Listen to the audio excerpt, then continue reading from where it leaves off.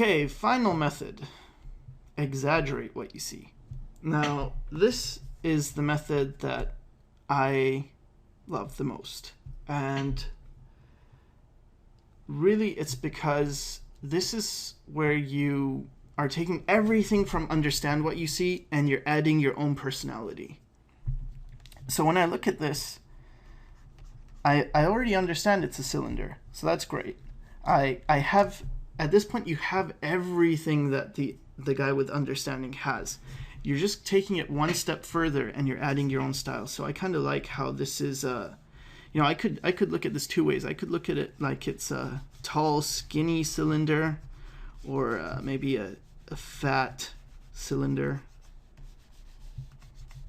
And here I have an opinion. I have things to say. I can say, I think the spout is really interesting. I'm not going to make it too tall because it's not, so I'm going to make it really short, and then has this little red thing popping out in its handle. Or this one, it's tall. I'm thinking maybe it's tall, and going to really push that, and it's got this thing. The spout kind of, like this whole thing kind of reminds me of a bird.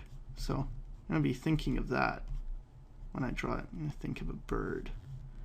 And it's got a little bird handle, like the feathers or whatever on the back of the head.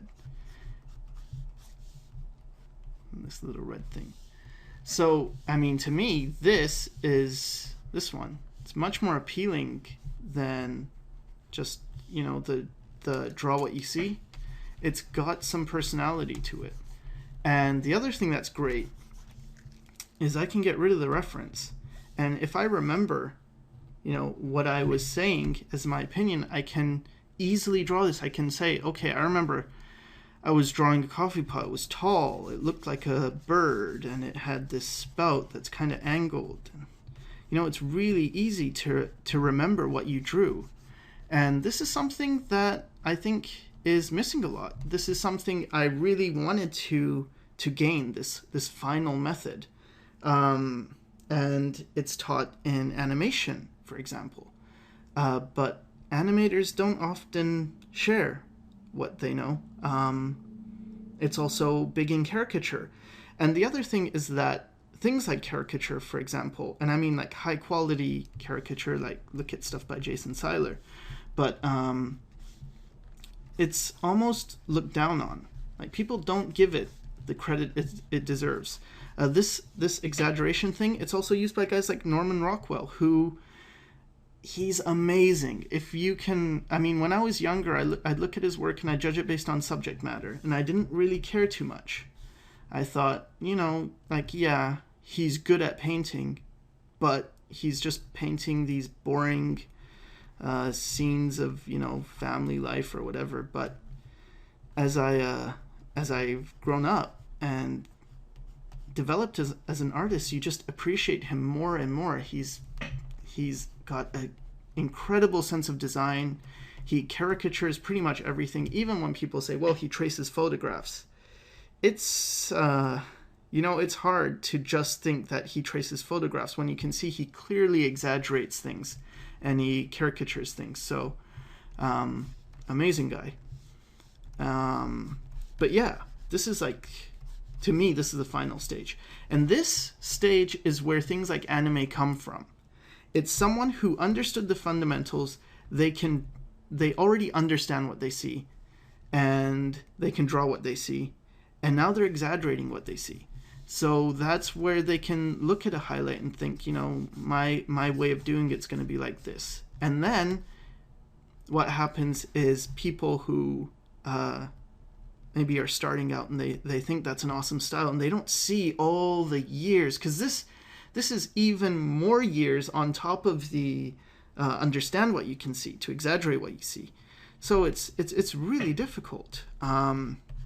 And other people don't see that, and they just look at the style and they think, hey, I can copy that. So then they just end up, copying. And what does that do? Well, it cheapens the style. That's one thing, because then this style becomes more popular and less people actually want to see it. It'll start to look boring, and people will be like, I've seen that before. And I mean, anime, it's a perfect example.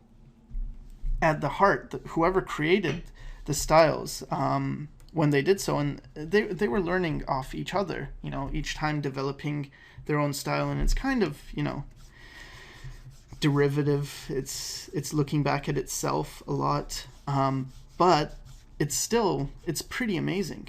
The problem is that people who don't have the fundamentals, they didn't have the foundation, they didn't have this strong background, they're just going to go into copying, and other people will see it and they'll see this bad art over and over again, and they'll think, you know, anime sucks. And no, it doesn't. It's an amazing style. Or I mean, it's not just one style. There's lots of people doing their own styles, but it's an amazing way of exaggerating something. It's just overdone by people who really don't understand. And when you do understand, you can put your own voice to things. You can find your own style.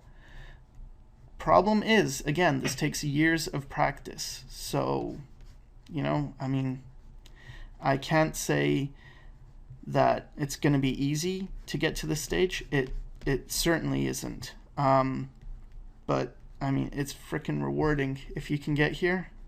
Yeah, you'll feel great about yourself because it's so hard. And I'm not saying I think I'm great or anything. I'm just saying it is rewarding to get to the point that you can actually, you know, draw cool stuff instead of just look at other people's stuff. And yeah, at this point, you'll be able to look at anime and understand what the person was doing behind it, or cartoons or anything. You'll be able to really see what the thinking process was behind it. So anyway, this video has been going on for a while now, and again, this is really just to educate people, because starting out, again, I had no method. I didn't know anything about methods. It wasn't until I think my first teacher, and he told me, you need a method, and if you want to get good, you need to be fast. And if you want to be fast, you got to pretty much stick to one method and perfect it. Being greedy, I would I'd do a method and then I'd try and learn the other guy's method. So because of that, I kind of have a decent handle on almost all the methods, but not tracing. I was never into tracing or copying, but yeah. So I hope at least this is informative and you have a new understanding of things. Especially one of my goals was that if someone's thinking about pursuing this field, being an artist professionally, yeah, it's good to know that, you know, you might be looking at step-by-steps and thinking this is going to help me to get to a professional level, and maybe that's not the best thing. Maybe you really should be focusing on foundations, maybe learning about drawing what you see or understanding what you see. So anyway, hope that helped, and thanks for watching.